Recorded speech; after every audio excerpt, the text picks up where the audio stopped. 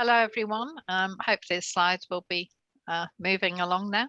But I'm Sadie Lainton and I'm BSI Senior Consumer Policy Manager. So my job, I'm responsible for engaging with the consumer stakeholders within the UK, but also responsible for making sure that all stakeholders are aware of the benefits of standards to consumers and in order to provide consumer protection across the whole range of consumers that we have in the UK. So I'll pass back to you, Tim. So I'm Tim Webb, Sustainability Standards Network Manager, as it says on the screen there. The network is a group of NGO public body experts from the sustainability and conservation sectors, or will be when it's set up. We'll have our first meeting, hopefully mid-December, and then be up and running for the new year. It'll be an independent group supported by a BSI Secretariat, which for all intents and purposes is me at the moment, and we'll be sharing knowledge and experience to both propose and add value to new and revised standards going forwards. Our aim is to speed delivery of the UN Sustainability Development Goals, no less, by ensuring the voice of sustainability stakeholders is fully represented in the standard setting process. The network aims to build the representation of its stakeholders, coming together to share policies and establish priorities to influence the standards and speed delivery of the goals, as I said. They'll set their own agenda and their own ways of working within the framework of BSI's standards process. And there'll be training so they fully understand that process of creating standards. And the BSI standard making committees will be able to bid for their input as we go along. That's the sort of background to what is going on with the network. But why did I get involved? My personal journey, how we ended up here. Why us? Why now? My youngest daughter is coming up to 16 years old now, but she's 15 at the moment. When I was her age, my dad took me outside quite regularly of an evening with a torch to go and look at moths and things. Sounds a bit odd, but it was really enjoyable. And you'd see dozens of different types of moth. Endless different numbers and varieties. And in daytime, sparrows were everywhere. And those, daddy long legs, those big flies, the fly version stage of the leather jackets that you get in the grass, they would be everywhere, attracted by lights of an evening. They come into the house and swarm around the room. Since then, some 80% of the UK's biodiversity has been lost. That's just 4 decades, 80% in 4 decades. 2 of those decades I spent working for conservation charities, and despite every effort we made, we've still lost a lot, not halted that decline. We haven't reversed that decline, we've just continued to lose. When my daughter is my age, she'll have witnessed mass species extinction and multiple global pandemics, ecosystem collapses. A minimum of 340 million people will have been displaced by rising sea levels, forcing people to build new homes on higher land. And the growth of uninhabitable zones for our planet due to temperature rise will have further restricted the amount of habitats and habitable land available to support life. That's not my fevered imagination. That is not science fiction. That is the forecast made this year by the IPCC, the UN's Intergovernmental Panel on Climate Change. To enable change on the scale needed, everybody must act, and having standards helps make that happen. Having environmental and social charities input alongside the views of consumers and other stakeholders is just common sense, basically. That's why we are here. Why us? Why now? So to put a bit more context on it, conference we had recently in September, before world leaders gathered in Glasgow for the COP26, we were gathering ourselves at the Queen Elizabeth II Centre opposite Westminster Cathedral in London for the Consumer Forum Conference, and to celebrate CPIN. Sadie will explain that in a minute. CPIN's 70th anniversary, hugely important milestone. We invited some questions from the conference audience on how standards can help get to net zero, and we've picked 3 of these to demonstrate why we need the consumer and sustainability networks to ensure BSI standards demonstrate best practice and address climate change and biodiversity loss. Before we go into those questions, do you want to just mention CPIN, Sadie? I think I've got a couple of slides, Tim, coming up, which I'll walk through after you've finished your bit. Okay, let's move on to the next slide. So the London Declaration is another bit of the element. So this is ISO's formal commitment to putting climate at the heart of its global standards agenda. This was launched at that consumer conference that I mentioned. It was also an ISO conference, annual conference, and it's basically committing not just BSI and the UK's standard setting body to net zero. It's also ensuring that all standard setting bodies around the world sign up to that. And not all of them. I think there are, can you remember the number of them, Sadie? How many have signed up for this now? No, sorry. It's the majority. It's the majority have but signed we up. have, and that's what's important, isn't it? We have, yeah. Can we have the next slide, please? This is another bit of the jigsaw. So the ISO action plan, it's laid out there in those three circles. The future has begun was the strapline, and that's why we're here today. COP26 didn't resolve as much as we were hoping for. It's a huge leap forward, but we think with standards, we will be able to still, maybe, perhaps, can't guarantee it, but maybe we will still manage to keep things down to that 1.5 degree rise that we're also desperate to achieve. So next slide, we'll move on to the questions.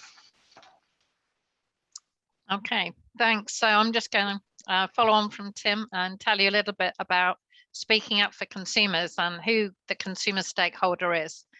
So I think that's really, you can see what's written before you. And obviously we need consumer stakeholders within the development of British standards to make sure that all voices are heard and that all stakeholders are represented.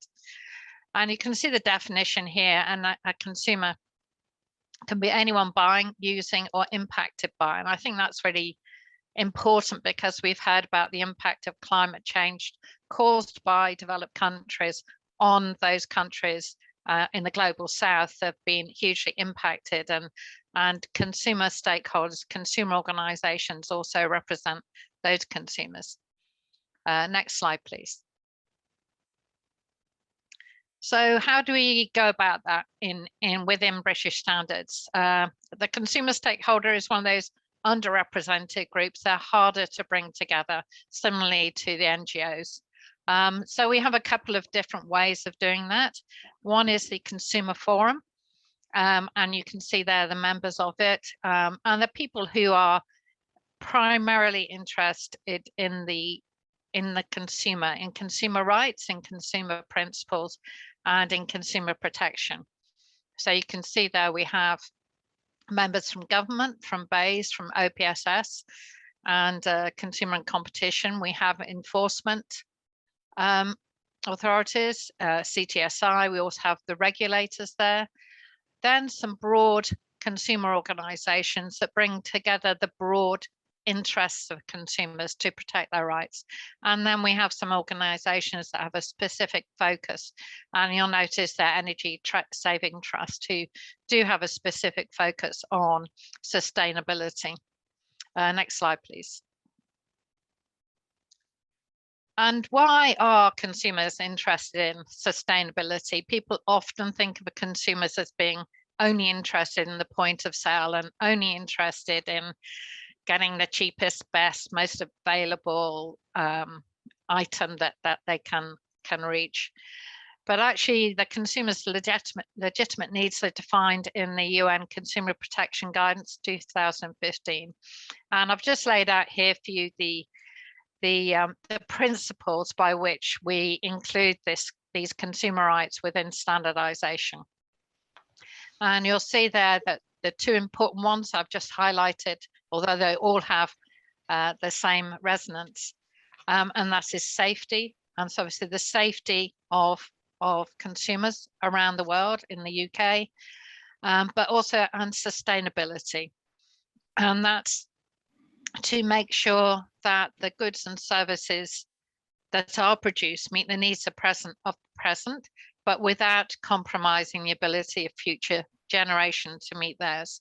And I think it's a really important statement, and one that certainly is increasing in priority for consumers, consumer organizations, has become part of a much bigger agenda. You'll see that Which, for example, now report on the impact of products on sustainability. Ethical consumer report very much about the sustainability of companies, who should consumers do business with, where should they go to find ethical, sustainable products. Next slide, please.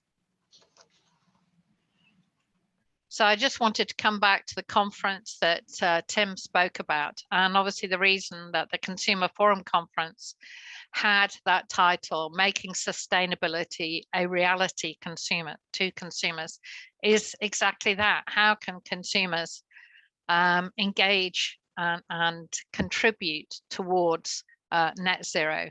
And you'll see here a statement from Nikki Stopford, that's the Consumer Forum chair. Transitioning to a green economy will require huge effort and significant worldwide change across regulation, business, and society. Consumer choices are an integral part of reducing both carbon emission and waste. And of course, those choices that consumers make have to be informed choices, and that's where we'll come in to the standards discussion.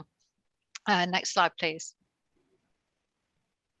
And CPIN, Tim mentioned Consumer and Public Interest Network. Julie Hunter, their chair. CPIN are the independent voice of consumers. They're a specific network that have come together. There's more than 60 trained consumer experts, and their mission is to make life safer, fairer, and better. And the volunteers in that group represent and bring the voice of consumers into the standards for which there is a priority based on those previous principles.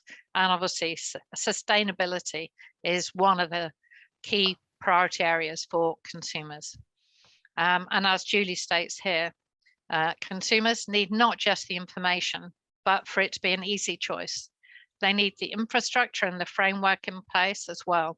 And that comes down to responsibility of business and government. And I think what we're saying there is we need to all work together collaboratively in order that consumer groups, sustainability groups, the business, industry, government, to work together to enable consumers across the world who have many different choices to make. Sometimes it's just to put food on the table. Sometimes it's should they go to electric car or should they stick with the ICE engine that they're confident in and trust. So there's many aspects in consumer choices, but certainly to make it more and more possible, the choice to be sustainable needs to be an easy choice. Next slide, please.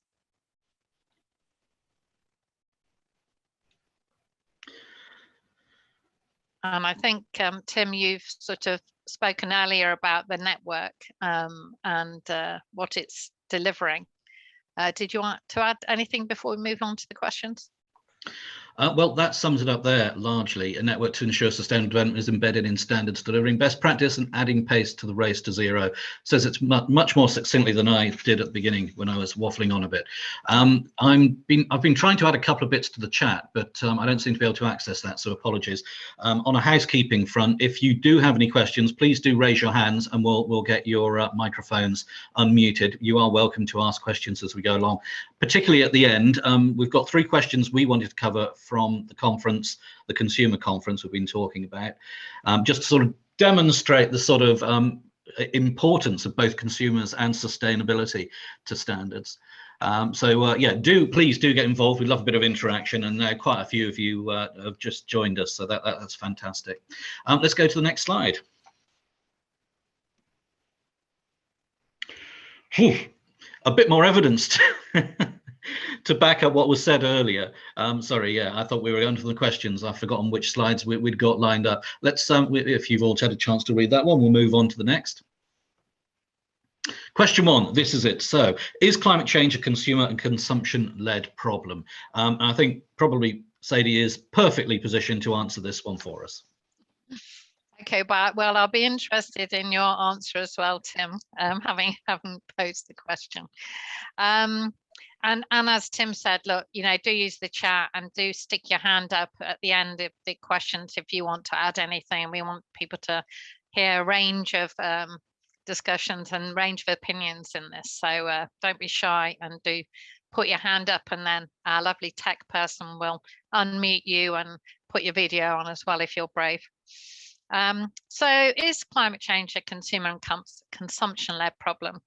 So my response to this is that actually it's, as I would say, and it's an industry and development-led problem, or it has been in the past as countries developed. The consumption increased, and of course, like many things, no one could envisage the impact that it would have in the future. So I think I'd, rather than casting blame, I think that rather looking at it the other side, that actually net zero and the ability to maintain the climate we have now, if not reduce it, it can be a consumer-led solution. So consumers are a very important part of the circular economy. You know, consumers sit in the middle of everything, and consumers need to be really confident and be able to make informed choices in order to be able to contribute, but to enable sustainable consumption to become a reality, and not just for us consumers in the UK who've been able to take advantage of sort of the industrial development that we've now used all the different products and services that are available, but also it's really important for consumers who live in the countries that are the producers, are now, you know, producing all those products. And for every consumer, it's just really important that we are seen as a integral part of the system. And in fact, Vicky Hurd from Sustain said at the conference, and this is sort of with regard to food, consumers are a critical part of delivering sustainability, delivering sustainable food and farm systems. What they buy, what they cook, where they buy it, all contribute to a positive future. So I think what the question is sort of looking back a bit, but what I'd like to look to is how we, through standards, through changing consumer behavior, by giving them the confidence to buy and use sustainable products, how we can really work together to do that. There's not much I can add from a sustainability point of view to that, is there really? I mean, it is us all at all levels. Everybody has a role to play, and I'm not sure we've all entirely really grasped yet the implications for our lifestyles, which are going to have to change if we are serious about reaching net zero and attaining that 1.5 degree, or trying to reach that, maintain that 1.5 degree rise. Anything above, and things start to get very nasty quite quickly. So question 2, can we have the next slide, please?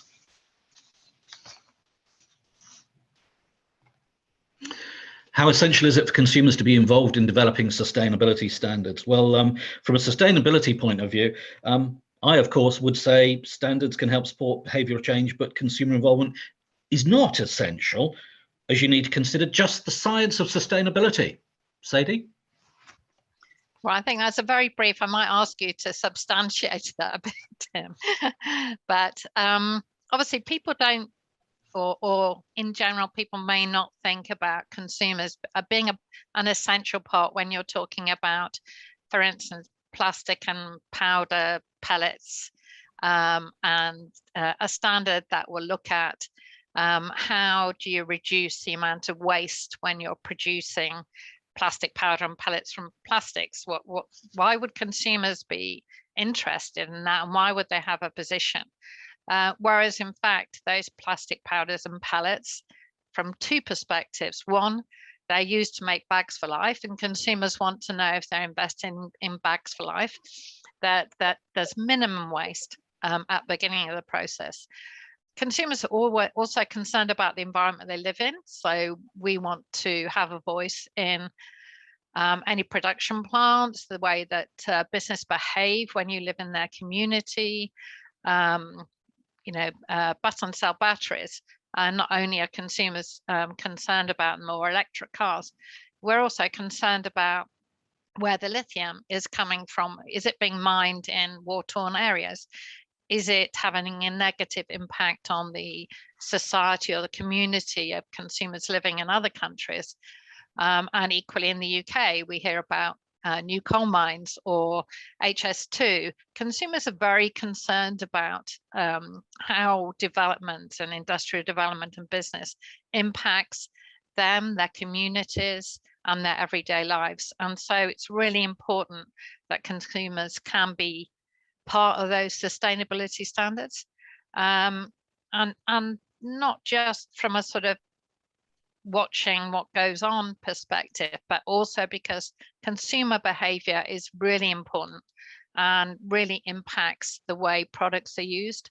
So, if you're looking to go to an electric vehicle and you're asking consumers to use that, and you're trying to assess the impact that they're using that electric vehicle, what if you're a consumer who always drives everywhere at 100 miles an hour?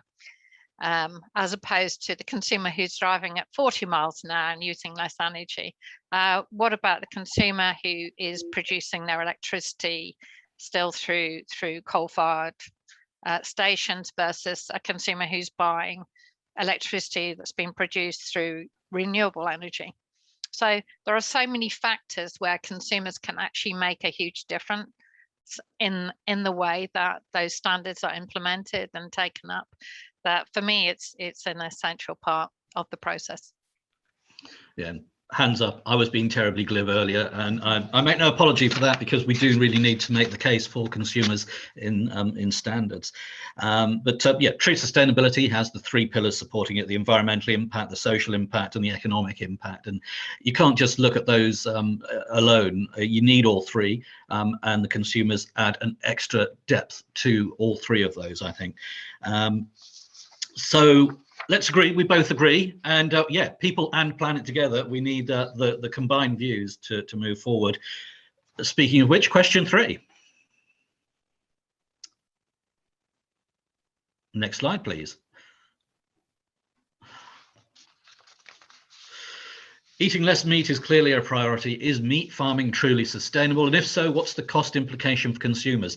This is a really, pardon the pun, meaty subject to get our teeth into, Sadie. I'm going to stop the puns in a minute, honest, and we will get serious. It breaks down into 3 responses, almost as it appears on the screen there. Yes, eating less meat is a priority from an environmental and a health point of view. Is there such a thing as truly sustainable meat farming? Yes, there is, and nature does it brilliantly. But the sheer scale of our global meat-intensive modern diets can't be sustained on wild-bred meat. And a lot of people don't want to eat wild game or mutton, sweetbreads, or tongue.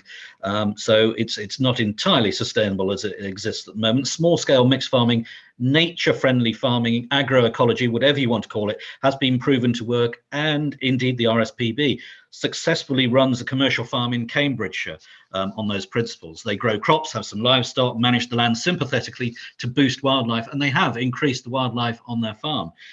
Soil fertility is great, chemical use is minimum to nothing, and they're making money. It's commercially successful and biologically sound. There are some small-scale farming practices which are not so helpful. Sustainable, intensive hill farming, sheep grazing, particularly in places like the Lake District or parts of England and Wales as well. Those beautiful slopes that we see should be deeply forested, not sort of reduced to bracken and ferns.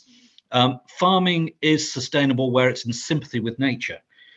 As it was until the late 70s, early 80s, meadows, and especially wildflower meadows, are great carbon stores as well. Let's not forget the ecosystem services that farms and agriculture supply. They also support biodiversity, and you need grazing stock to maintain those sorts of habitats, those meadows. There are urban vertical farms where you can get chickens, salads, mushrooms, insects, and fish. They're hugely successful as well, but still very small scale. And they're sustainable, they're low energy, low impact, low water, low waste, with closed loop systems. I mentioned insects in that little blurb there. Some would argue insects isn't really farming and that they wouldn't eat the end product anyway. That's subjective, and you could say, prove Sadie's point, you need consumer input alongside the sustainable input on that one. We'll have to reconsider our perceptions of farming, though, going forward. The global population is at a stage where we cannot sustain our current consumption sustainably. Many of us eat too much while many others are starving. We can't meet everyone's needs by relying solely on nature. So farming in its many guises is here to stay, and done well, boosts biodiversity and sequesters carbon. So there's a real role for it to play here. We, people currently, waste about a third of the food produced anyway globally. That's improving food storage and packaging to increase shelf life could help reduce that waste a bit. In the UK, we throw away about 77 kilograms of food per person every year. That's the same as in Spain, roughly, but less than in France and Germany. Germany performs a little better with 75 kilograms of food waste per person per year. Alternatives to meat, such as lab-grown meat or the extraction of protein, a new one that I learned about recently, extraction of protein from captured carbon harvested from power stations exists, believe it or not. We can transform seaweed and process plant materials into meat substitutes. This all comes at a cost, and the more processing required generally, the less sustainable a product becomes, as we most of us know anyway. Having vented my spleen on all of this, I will hand over to Sadie for the third part of the answer on this one, outlining the cost implications for consumers. How much is it going to cost us, Sadie? Yeah, I think luckily in my response here, standards don't talk about cost or cost for the consumer, but I think what standards can do, and I think you've pointed there to all these new innovations, Tim, that are coming up, all these innovative ways of farming, how to farm safely, how to create food of lower impact, plant-based foods, and of course all this good practice. That's the idea of standards, is to spread this good practice and bring together the sort of thought leaders on these different topics to see how we can better inform consumers. So the cost implication for consumers, of course, there's always a cost. But then, you know, cars used to cost a lot, and then you got a lot of them, and then they don't cost so much. So my sort of approach to this is really two things. That consumers have to be able to make an informed choice. And for that, you need benchmarking, and you need comparison, and you need to get rid of greenwashing so that when consumers do make a sustainable choice, it really makes an impact. And again, I think that's where standards can underpin that approach. We just had a standard on 100% plant-based food and how you should label it. And you might think, well, if it's 100% plant-based, why do I need to label it? But actually, you can have vegans. 100% plant-based food doesn't mean that it hasn't any animal-derived product in it necessarily. So different products are labeled as plant-based foods, but they may have some animal-derived product in it. And so it's really important that consumers can have confidence when they buy, to know that their choices are making, you know, an impact. I think there's also the fact we have to think about consumers. Well, when they buy a product, they're looking at many choices.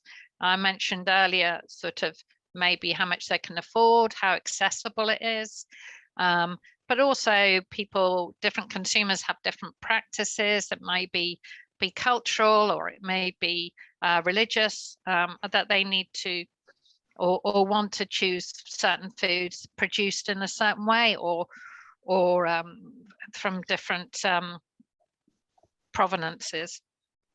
But I think the main thing here, and I think that the sort of the elephant in the room is, why should non-sustainable foods cost more than sustainable foods? Because a lot of non-sustainable foods are very processed, over-processed, and that we shouldn't think about acting sustainably and being sustainable as being more expensive. we should find ways of making sustainable products accessible and affordable for all. And as we hopefully increase that approach, then those products should become more accessible and affordable to all, and also out of that make less of a negative impact on many other consumers around the world. So I think, again, it's really important for consumers to be at the heart of these standards and at the heart of discussions, because by and large it is their behavior, it is their ability to have their voices heard that will make an impact and really drive us towards net zero, by including everyone and making sure that they can make those choices to be more sustainable.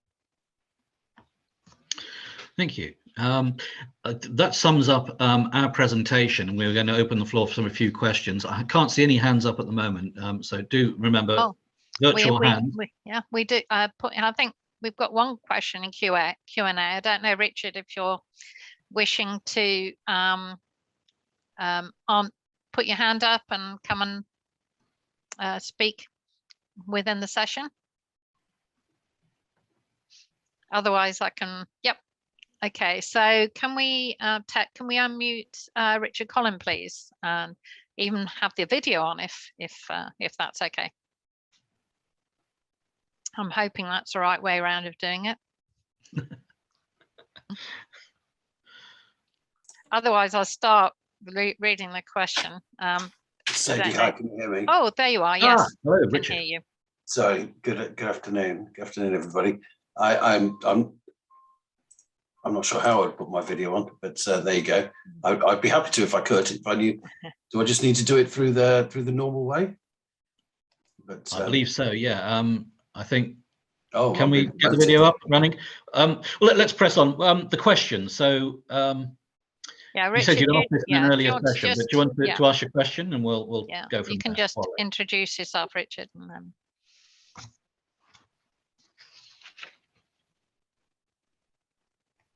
Hello. Have we lost you, Richard? Possibly.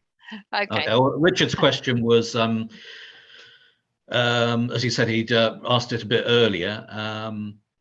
It's all about the drive to net zero. Interested in how standards alone will affect consumer choices. The BVA Nudge Unit said at the Consumer Forum conference, consumers will only move if it's easier for them and they trust what they're doing. And as Julie Hunter said, there's a need for trust. What role do you see for assurance in demonstrating to consumers and businesses that standards are being met?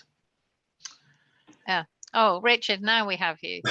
Hi, sorry, I was promoted to panelist, and then that threw me out, and then. But my oh, it's all good fun, isn't it? yeah, I'm quite confused about what's going on now.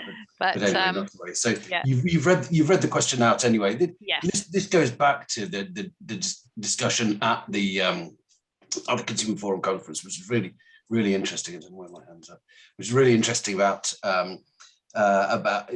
issues that consumers face in relation to making choices on sustainability, and how the importance in those choices being sufficiently easy, and them having trust in being able to move in one direction or another. And indeed, what Julia said earlier, the comments that were made, that comment was made by the BVA Nudge Unit at the conference, and it seemed to me that there's definitely a role for standards here, but indeed also there's a role for assurance, and how the consumers can have trust in whether the claims they're looking at are being met. How do they, when you have all of these different claims that people see in the market, how do consumers know that they're not greenwashing? How do they know that these claims are real? Where's the verification of those claims? And having a standard is absolutely one part of the story, but I'm not sure that it's necessarily always the full story.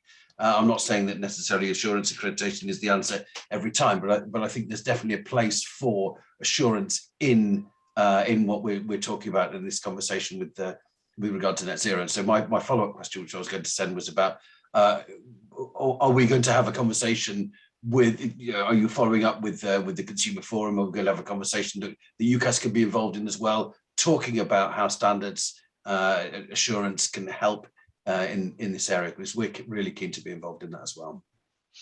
Yeah, thank you, Richard. I think it's like we say, consumers, we have very informed consumers who are out there trying to seek sustainable products and go to the end of the earth. That's about, I think, less than 5%. We have convenient choosers, and then we have consumers who will make their choices dependent on their personal circumstances.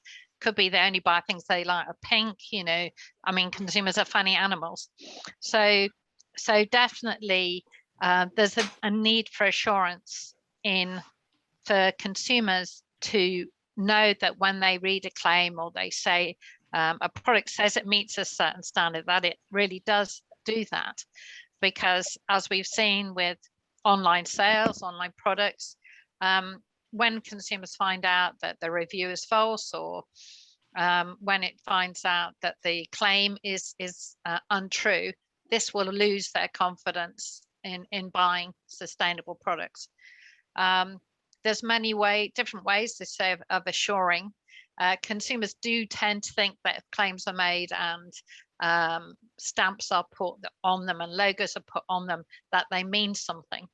And it's the consumer organisation and the NGOs that are really sort of holding companies to account, holding the people who make the claims to account. And there have been international standards on ethical claims. There certainly needs to be way more consumer-facing assurance, as we need to make sure that consumers really trust the information they're being given, but also that even if they're not looking for the information, we have the consumer movement working with everyone else to make products more sustainable. So for those who can't make a choice for one reason or another, that when they do make choices between sustainable products rather than between unsustainable and sustainable products. All sorts of unsustainable behaviors have changed over time. It does take time, and it takes repeated messaging to get there. But, you know, drink driving is not a thing these days, well, very rare these days. Smoking has decreased hugely. I'm finding it guilty admitting that I own a car these days. I try and keep it quiet. It's like my little guilty secret. It's parked there and I hardly ever use it. But it's still a guilty secret that is beginning to haunt me. I'm going to have to get rid of it soon for that very reason. So yeah, standards do have a role to play in delivering this sort of stuff, whether it's directly through legislation or through nudging, or whether it's just eventual peer pressure. I think we've got a question from Andrea Bedard-Smith as well at the moment. Can we get Andrea up, please? Hope that answers your question, Richard, but you've got our details. You know where we are if you want more. Andrea. Yeah, hi. I'm happy to share my camera if you could turn it on for me. I don't appear to have a button that I can turn it on. But anyway. I'm afraid we haven't, but we can hear you loud and clear. Yeah, no, my question really, Sadie, I think it was, said that consumers like to make informed choices, and I think she's absolutely spot on there. I certainly like to make informed choices when I'm shopping. But I think one of the things consumers don't realise is just how much eating meat does impact the environment. I mean, for example, methane gas is pretty much all coming from animals. And if everybody reduced their meat intake by 25%, that would reduce methane gas by 82 million metric tons a year. And likewise, but not just greenhouse gases, water use. One hamburger takes 660 gallons of water to produce. Water that could be used to grow things, could be used to give drinking water to other people. So I'm wondering whether consumers would like to actually see some of this information on packaging in very much the same way as you just mentioned. Cigarette packaging has warnings on it. Could we perhaps push for, as consumers, push for having more information on our meat packaging as to just what meat does to the environment? Yeah, I'll go for first. Oh yeah, sorry, you go first. Okay, I was going to say totally agree with you on labelling. The problem is that you can have information overload, so we've got to find a way of getting this information across in a very simple form. The traffic light system seems to be something that most people talk about with this, you know, red, amber and green. But trying to sum up the sort of complexity of information that encompasses sustainability in all its aspects, from source to plate, is going to be very difficult. What were you going to say, Sadie? I was just going to say to Andrew, thank you very much. And you're obviously one of those informed consumers who looks very deeply into what you want to purchase. But for other consumers, you know, might have 6 kids, might be rushing, working part-time, trying to get the shopping done, only be living on universal credit or whatever, then these things become, as Tim says, rather information overload.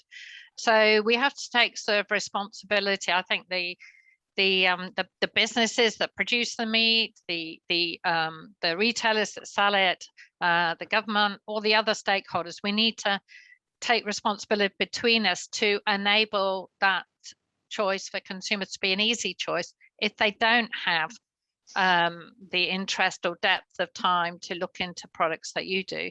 But more importantly is that the standards that benchmark that information must be agreed by the multi-stakeholder group, because we can hear very often large figures quoted by some experts, very different quantities quoted by other experts.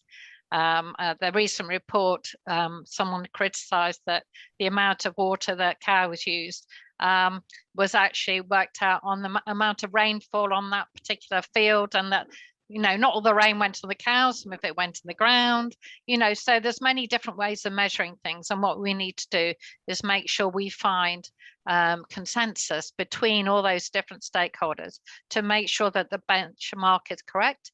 And then we need to give the correct information to consumers who can make a choice, and at the same time need to drive down the impact of production across the board, because it's only by having that holistic world global approach that we're actually, I think, be able to make that impact, not by each individual consumer, by all consumers.